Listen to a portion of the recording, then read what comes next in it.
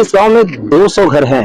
200 घरों के लिए टेवा कंपनी के सहयोग से एक सर्वे के बाद यहाँ पे सोलर ग्रिड के द्वारा विद्युत की सप्लाई के लिए प्लांट लगाया गया है और ये सक्षम है। अभी 200 घरों के लिए काफी पर्याप्त है। मतलब अभी तो जो इसका यूटिलाइजेशन है उसके हाफ हो रहा है जितना कि इसकी क्षमता है। और अभी अगर लोगों की मांग बढ़ती है तो भी इसको पूरा कर सकने में सक्षम है। एक तरीके से गांव विद्युत के मामले में सेल्फ रिलायंट हो गया है और 24/7 यहाँ पे विद्युत सिर्फ सोलर पावर से हो सकती है। तो एक तो जो ऊर्जा के जो नए स्रोत हैं, जो अक्षय स्रोत हैं, उनके माध्यम से लगाया गया है। इसमें किसी भी तरीके का ऐसा खर्च नहीं है जो पर्यावरण को नुकसान पहुंचाता है। वो उन सारी चीजों के अलावा ये एकदम सेपरेट इस गांव का ग्रिड हो गया। तो इस गांव के लिए एक बहुत बड़ी उपलब्धि है और ये जिला प्रशासन और टेवा कंपनी के सहयोग से एक मिसाल हुई है जो मुझे लगता है इस मंडल में पहली अपने तरीके की है। लोगों के सहयोग से अगर ये आगे इन लोगों ने मेंटेन किया तो इस गांव के लिए बहुत बड़ा ये कार्य होगा आगे के लिए भी। और इसमें सभी लोगों को बस ये है कि क्योंकि गांव की ही देखरेख में है, ग्राम पंचायत की देखरेख में है, तो इसका मेंटेनेंस भी बेहतर हो सकेगा। उम्मीद है लोगों को जो विद्युत है, विद्युत की उपलब्धता है, वो जो नॉर्मल विद्युत की जो बिल है उससे काफी कम है। देखने में हालांकि महंगा लगता है पर ये मेंटेन वगैरह करेंगे तो काफी कम है। तो इस तरीके से अगर हम देखें तो ऊर्जा के क्षेत्र में एक बड़ी उपलब्धि हमारे ग्रामीण क्षेत्र को है। तो क्या पहले इस गाँव में बिजली नहीं थी? देखिए बिजली का होना, ग्रिड से कनेक्ट होना और हम चाहते तो कनेक्ट कर लेते। ये बात सही है कि ये गांव जो कि गंगा के इस पार इस छोर पर एक अलग थलग गांव था और यहाँ पे विद्युत की कनेक्टिविटी अभी नहीं थी।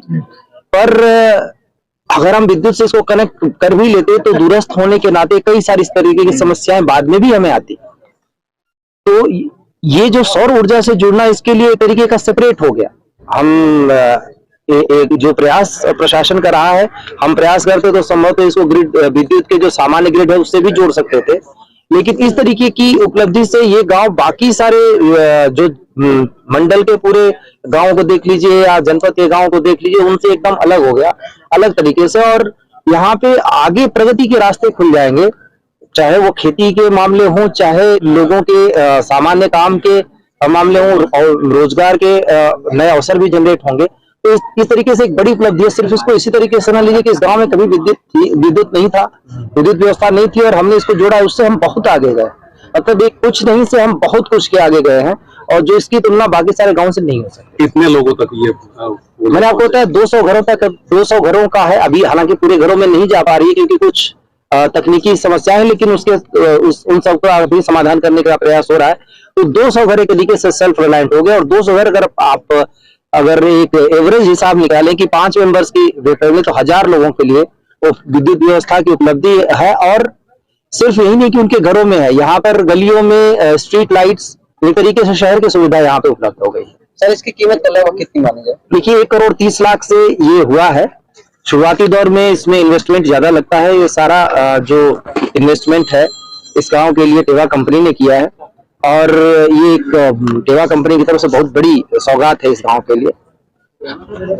इसमें आगे जो मेंटेनेंस का जो चार्ज होगा वो गांव के लोगों से जो मीटर लगाया जा रहा है, मीटर के आधार पर जितना उनका आएगा। और मीटर का जो मुझे बताया गया अभी एक महीने का जो आया है लोगों का 120 रुपए, 130 रुपए।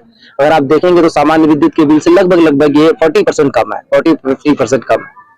तो मेंटेनेंस करने में भी इसकी आसानी रहेगी और आगे इसी तरीके की। और हाँ, जब जरूरत पड़े तो यहाँ पे क्षमता विस्तार भी किया जा सकता है।